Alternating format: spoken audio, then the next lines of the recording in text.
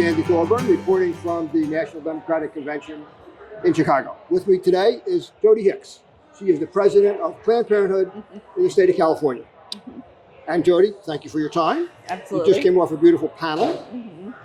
We all know about the enthusiasm, but I want to ask you specifically, the slogan has now become abortion is on the ballot. So expand on that for us. Well, I think since Dobbs, since we no longer have a protection at the Supreme Court level, abortion is on the ballot every single time. So every election, we are an election away from losing rights. And we have to remember that. We have to build that muscle for voters to vote every single time, because abortion is on the ballot every time. We're always an election away from losing rights or electing champions who will protect them. And it's on the ballot in that sense. And in addition, this cycle, it's actually explicitly on the ballot in 6 or 7 states, I think, right? It's 7. 7 states. And what is the prognosis in those states, do you think? Do you have any information about what's going on there? Well, so far what we've learned is it's good. When people have an opportunity to vote for their rights, they do. They come out, and we saw that in California, right? We passed Proposition 1 last cycle that enshrined abortion rights in our own constitution in California.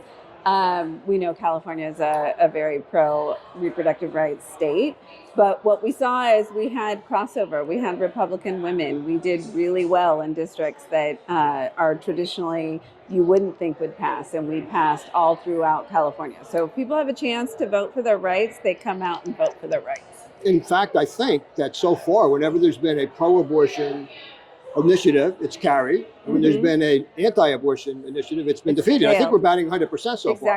Exactly. So if we can keep that up, we'll be pretty strong. Yeah. That's the goal. That's the goal, right? But I know, of course, your main interest is obviously reproductive rights and access to abortion. But aside from that, you're here at the Democratic Convention. We know there's been a gigantic shift in the dynamics of the race. And how have you felt that as you've traveled around California? I know you've been to other states as well. Yeah. How do you feel that's going? Well, I think it's fascinating to be in California with the top of the ticket from California. So we've been enthusiastic about Vice President Harris for a long time, since she was DA to AG to Senator. So we all know her to be the champion that she is. It is great to watch the rest of the country learn that about her. So I think it's an interesting California thing. It's like coming home for us. It's the daughter of California and a champion for California values. And we're getting to export that, right, to the rest of the country. And it's really great to watch. Well, let me ask you one other question, sort of historical question. I know that Planned Parenthood went through a transition a few years ago in terms of their messaging. And they changed from being sort of soft and talking about reproductive rights to the idea of say the word, talk about abortion. So tell us how that happened and why you think that was an important decision. Well, I think it's important that we talk about what abortion is, which it's healthcare. It's oftentimes life-saving healthcare. And if we don't talk about it, then it's easier for someone to take away those rights, take away something that makes a difference between somebody's health, somebody's education, somebody's future.